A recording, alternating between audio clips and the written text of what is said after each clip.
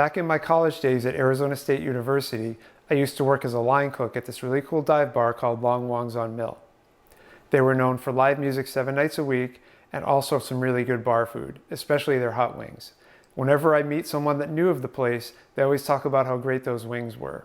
Chicken wings. Well, I'm here today to try and recreate that wing magic and show you how you make these delicious wings yourself at home. Let's fix it. First thing you want to do is dry out your chicken wings. So I'm going to take them out of the package, put them on paper towel, and just give them a quick once over, make sure they're nice and dry. Moisture is your enemy when it comes to crispy chicken. Using a mixture of potato starch, baking powder, and salt will hopefully develop that deep fried chicken skin in the oven. So let's add some potato starch to a bowl. Then we'll follow that with some baking powder and finally some salt. And we'll just give that a quick stir. And the perfect wing. I think it's out there somewhere. Let's talk about how this works. The potato starch and the salt both draw out moisture from the surface of the chicken skin. Potato starch doesn't have gluten, so it's a lot lighter and crispier than, say, wheat flour would be. And finally, potato starch withstands very high temperature baking without burning, so you can get a nice crispy skin. So what does the baking powder do? It changes the pH so the skin will brown and turn crispy quicker. It also helps break down the proteins to help make the skin more crispy. Baking powder can cause blistering when put in the oven, which is exactly what happens with chicken skin when it's in the deep fryer. I have foil on the bottom and then a rack for the chicken to sit on, and we'll just put the chicken on there one at a time, shake off any excess powder as best we can. The chicken's all ready to go. Now the next step is not the oven, it's actually the fridge. We want this chicken to sit in the fridge for several hours, or overnight is even better. We want to dry out that skin as much as possible. And the fridge, it's the perfect dehydrator. It's the next day. Take a look at the chicken. You can see it's dried out quite a bit, and there's still some white powdery residue. Now I want to put this in the oven, but I need to spray it with a little oil first. So I'm going to spray it real quick, and then we'll go into a 400-degree oven. Remember, our goal is to get deep fried style wings from an oven, and spraying the oil on the outside will help us accomplish that. Ready to go into a 400-degree oven, and we're going to set the timer for about 25 minutes. That'll be a good time to check on the chicken and also maybe flip it over. While those wings are in the oven, I'm going to put together the sauces.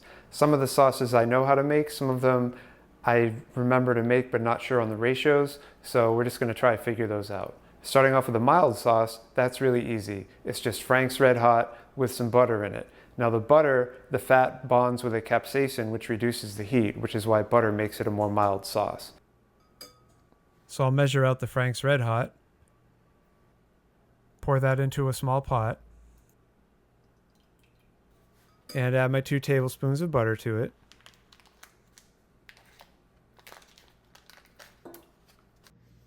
And we'll head over to the stove with it, and we're going to put it on a very low heat just to gradually melt the butter.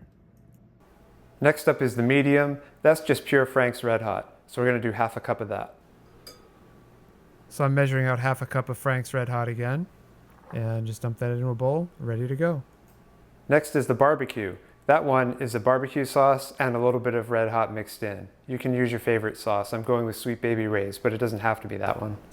Sweet Baby Ray's is what they happen to have at Costco, so that's what I went with.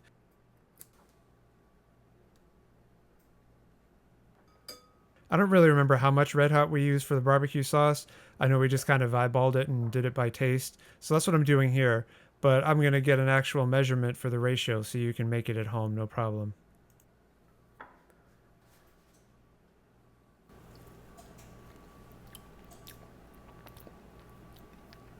Needs a little more.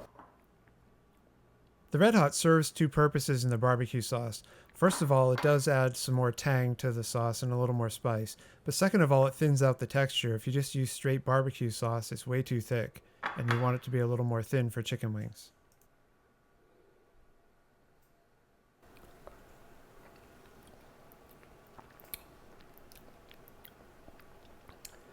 Yeah, that's it. So it's a half cup of Sweet Baby Ray's and a 1/4 cup of Frank's Red Hot. This is how the wings looked after about 25 minutes. So the wings are about halfway done. I'm going to take them out of the oven and flip them over and put them back in. Flipping the wings over is a necessary step. Make sure they cook evenly on both sides and have a nice crispy skin on both sides. You may come across a wing that kind of sunk down into the foil. When you go to flip it over, a piece of foil comes out. Just make sure you carefully remove all that foil.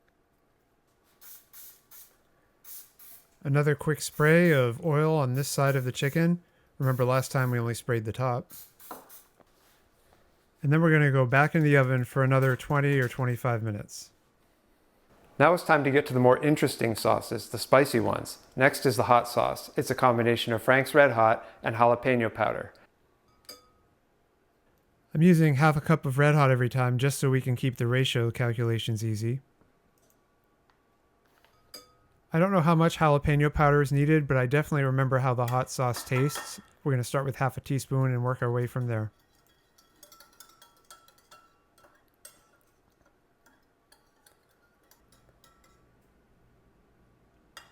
I need to give it some time for the spices to go ahead and integrate with the sauce, so we're going to put that aside and get to the sauce. 10 minutes should be plenty of time for the flavors to come together. That sauce is also Frank's Red Hot, but we add habanero powder. I'm going to start with half a cup of Red Hot and a quarter teaspoon of habanero. That is the hottest of the hot. The sauce was no joke. Habanero powder, super spicy. I honestly don't remember if this one had both habanero and jalapeno or just habanero. Since habanero pepper has so much more heat, I don't think the jalapeno will be missed here either way.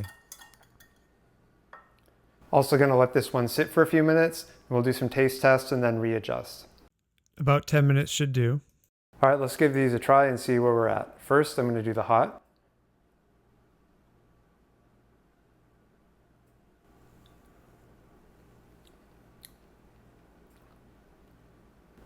Yeah, that's actually really close. I'm not sure if that one needs more pepper or not. Let's try this and then maybe that'll help me remember.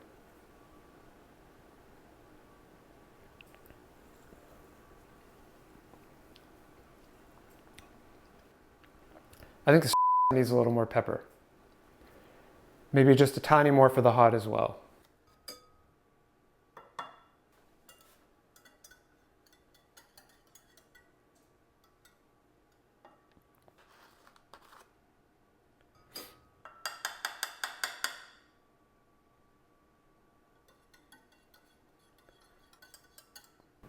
All right, it's been a few minutes. Let's give these another try. First, the hot sauce.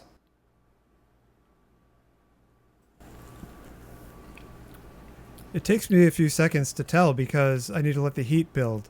And with hotter peppers, it can sometimes take a minute for that to happen. Yeah, that's it. Now I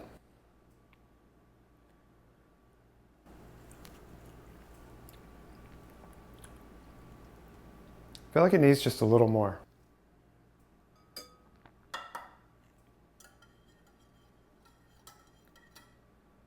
Okay, let's give that one more taste.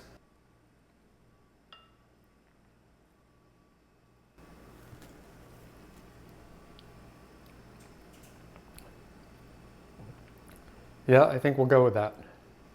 Very good. Yeah, that's it. All right, so now we're just waiting on the wings. Now we'll just let those cool for a couple of minutes and we'll sauce them up. Tell me what wingy. I'm really happy with how these wings look. They have a nice golden brown color and I can tell you they're super crispy. So we're just getting them into a bowl and clear some space so we can sling them in some sauce. I'm going to do 2 of each wing, starting with the mild. Just for review, that's a half cup of Frank's Red Hot and 2 tablespoons of melted butter.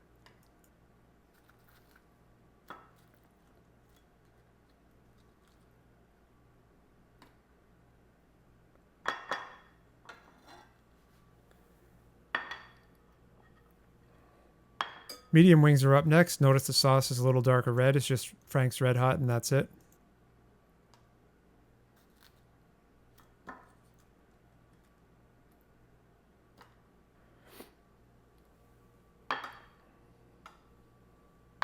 Now for the barbecue is half a cup barbecue sauce and a quarter cup Frank's Red Hot.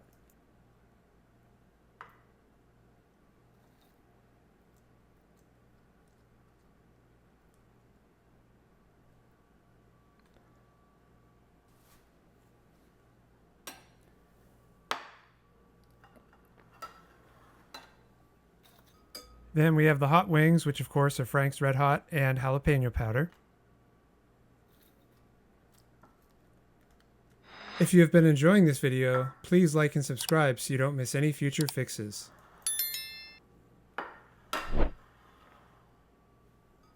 And now for the sauce, and that is definitely the hottest of the bunch. You want to be very careful if you're making this one.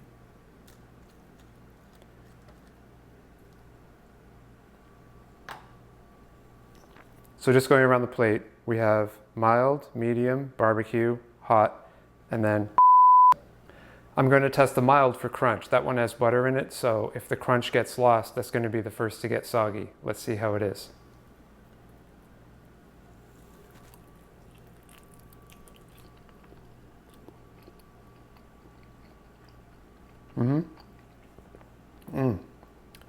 Really nice flavor. The skin has a nice texture. It's not dry, but it's definitely holding up to the butter. That is a delicious wing. So what should I have next? Okay, I'll have a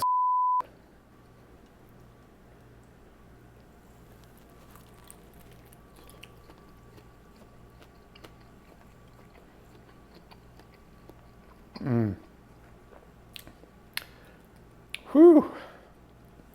You know, it's amazing how flavors can take you back. I suddenly feel like I'm 25 years old and back in that dive bar slinging wings.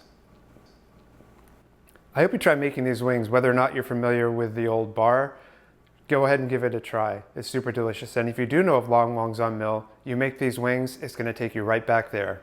Thanks for watching.